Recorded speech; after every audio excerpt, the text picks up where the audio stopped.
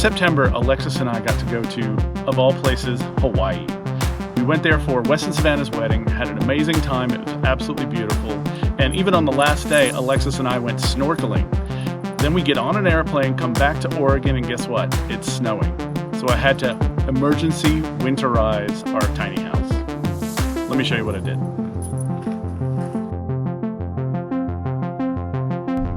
This is the back of our house, front of the trailer, and this is our garage, and this is our water heater. So let me show you the things that I did in here, and it's an absolute wreck because we had to do it so quickly. This is a piece of foam that I put on here just, you know, to keep our box warm. But inside here, as you can see, water heater. And what I've done is a couple of things, some old school, some new school. This is our pipes that the water comes in from outside and goes into the water heater. I've heat taped and insulated the outside of them, but I've also done this weird thing, which is a light. This is actually an incandescent light, so it gets warm. It's a 75 watt. What happens is this helps heat the whole box when it's really cold outside.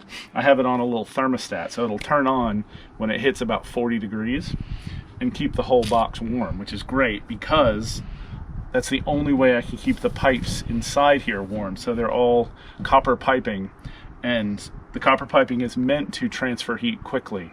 So when the fire turns on in here, it warms up the pipes and makes the water hot.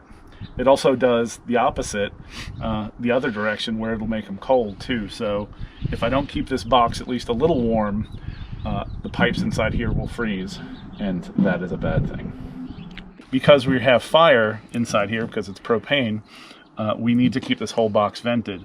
So there is an air vent at the top where the exhaust can go out, and down at the bottom I've made it so there's a little bit of this insulation shoved in the corner, but it'll actually let air come into here and go up underneath the water heater.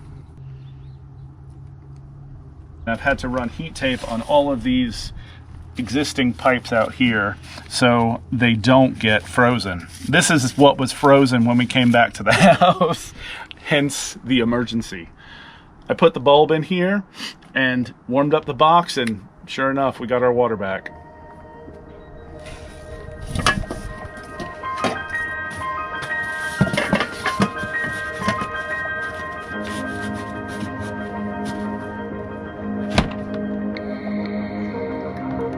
So the other part was I needed to run the heated hose about 120 feet from the house.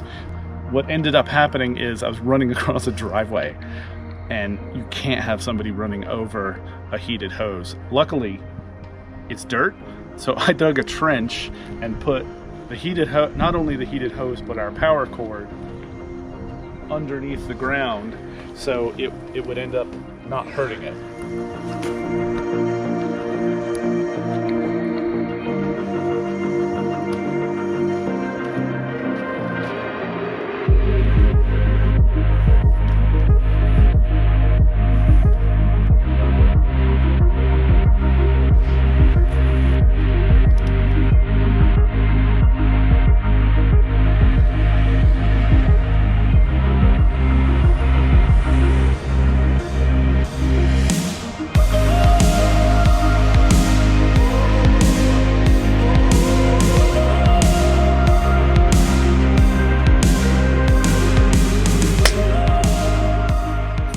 So the coolest thing about this parking spot is this right here. This is a 30 amp plug-in.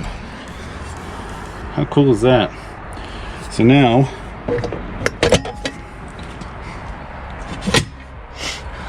we're just plugged in just like an RV to a 30 amp plug, and we don't have to downsize to a 15, so we can run everything in the house no problem. I mean, we could run it before on a 15 amp, but it's just super cool that it's just easy.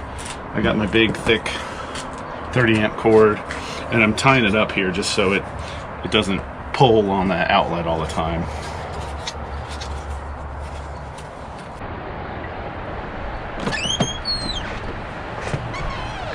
We have power, yes.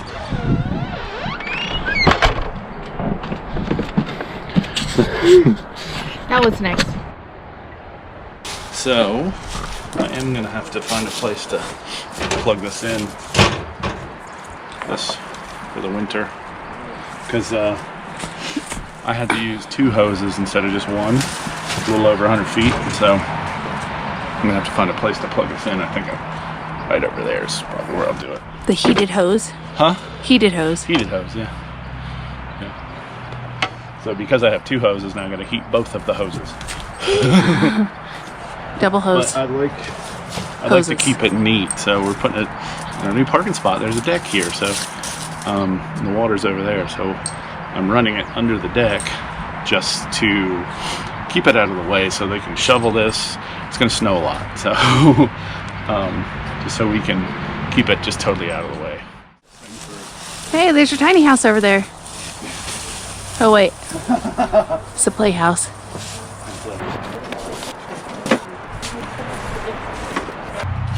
All right. Again, since we're going to be here for the winter, just going ahead and winterizing all this stuff is the thing to do. Put that back in there. If you don't have that little washer, that little rubber washer in there, this thing will leak like crazy. So just know that. But since we're going to be here for the winter, again using a heated hose, and I also want to put this guy on. So this guy is just a cover to keep this from freezing, because the water will be on. So we don't want the pipe to freeze inside here, because this will conduct cold really quickly. So we don't want that. So this will go on the outside just like that. And it'll keep the whole thing warm. And then also plugging in that guy and keep the second hose from freezing.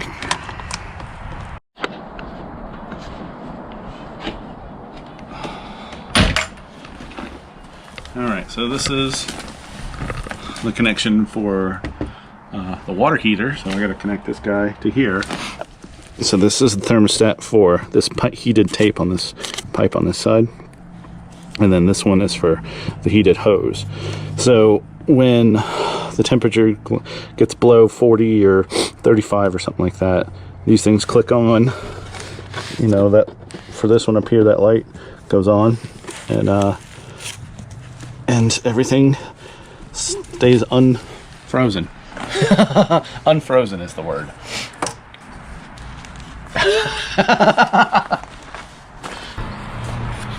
So we have two pipes coming out of the house. One is for our gray water, and one is for we pipe the urine out, so out of the toilet. So what we have to do is, this is the pipe from the toilet, and I'm going to make sure that it doesn't freeze. So I've wrapped it in pipe wrap.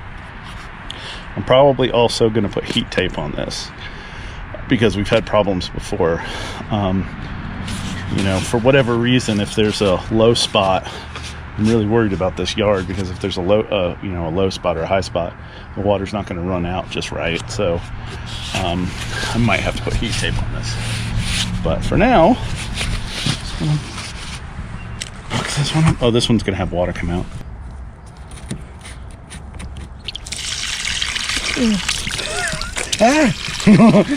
I'm downwind.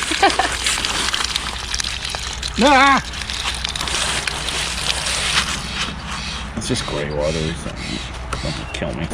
That's not the pee. That's not the pee. But what I end up doing is taking the 2 hoses and connect them to this Y. This isn't the best Y, but connect them to this Y. Then I connect them to another hose, which runs out into the yard. And that makes our gray water go away from the house. I'm even thinking this year I might build a little, like, almost French drain and see if I can bury it. And if I do that, I will shoot a video on it, for sure. So for now, this is pipe wrap. They put the pipe into there. I'm gonna put this on our hose. That's the gray water hose. So when we run warm water down it, it'll keep it from freezing. So if I need to, before I go to bed, sometimes I'll turn the hot water on for a minute, let it run through that hose, and hopefully it's a good downgrade. Runs all the way out and keeps it from freezing all night.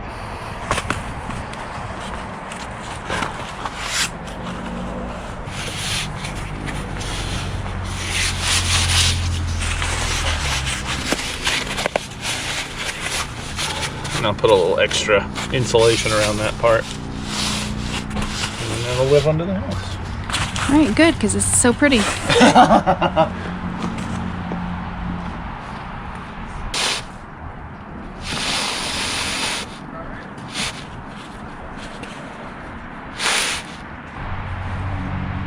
think Oliver approves of the tiny house.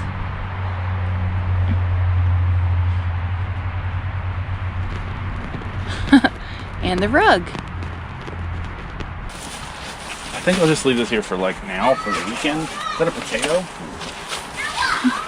I'm excited about growing something in these little trays over here. So we're gonna make this into our little yard paradise.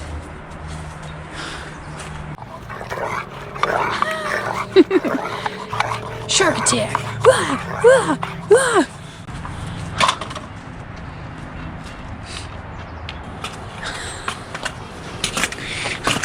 You're just losing your mind. So yeah, again, this is just to keep this drainage hose insulated from from freezing, and most of the time it works. Just when it gets super cold and snowy, that's when it's not working well. But oh, it smells so good. yeah. So until we do the drain, this will water whatever it touches. Yeah. Smell that. Smell that. Whew, that smells good. Oh. Interesting thing about our new spot is we're parked next to the shed that has the same color metal roof. Yeah, as ours. So I think we can have it, he said we can have as many sheds as we want. That's right. So we blend in. This is a shed. So, at some point we're going to have a gate over here, so I'm putting this over where we're going to have the gate, just so people don't step on it and stuff. And also, one thing you can't do is so both of these are going to have power running through them, right? This one and this one. So we can't have them touching because they interfere with each other. So you also have to separate them. So if I had it running across it, I would do that so that it's insulated. But right now it's not. We're going to be walking through here, so I'll make it a little prettier, but it'll be something like that, just so the two aren't touching and we don't step on them while we're walking through.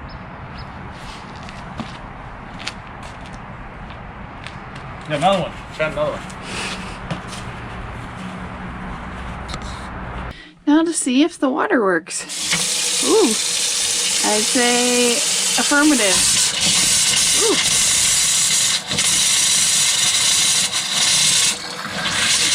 That's due to all the air in the hose.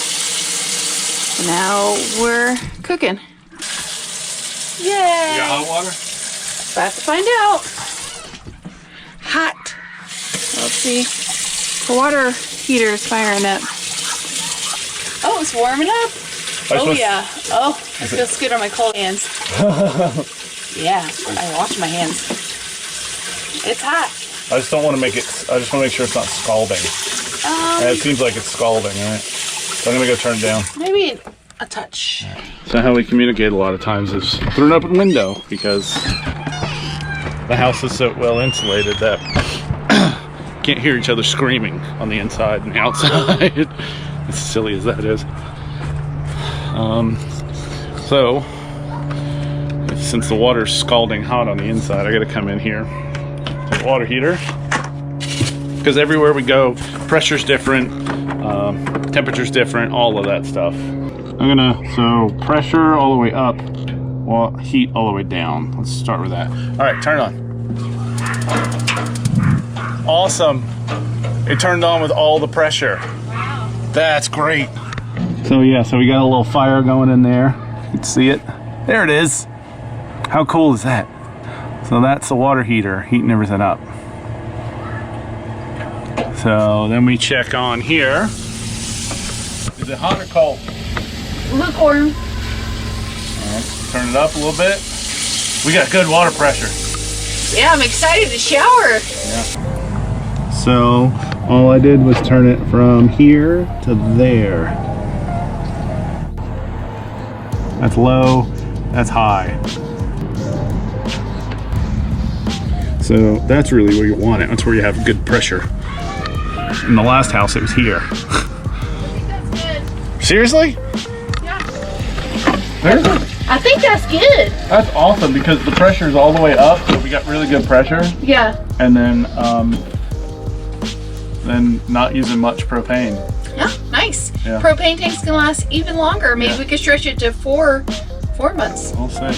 So, like I said, every house is different. The water pressure is different. The temperature is different. What I'm probably gonna have to do is turn the heat up when it gets colder outside. But at the same time, the heated hose will heat the water up and keep it at a nice temperature. So when it comes into the house, it won't be absolutely frigid. But not a big deal. I can come out here and just turn the heat up a little bit. This guy right here, this is the heater I use to keep this whole box warm because this doesn't have an anti-freeze thing on it. So I have to keep it warm somehow in this box because it's not in the house. So the way I do that is with a 75 watt bulb. Put the 75 watt bulb in here with this little guy. This is a thermostat, so it turns on when it gets cold enough outside. It realizes, oh, I need to turn that on, clicks this on, the light goes on, and keeps the whole box warm. So it's a low-tech system. It keeps it probably, 50 degrees in there, 60 degrees, depending on how cold it is outside. And that's great. That's absolutely fantastic.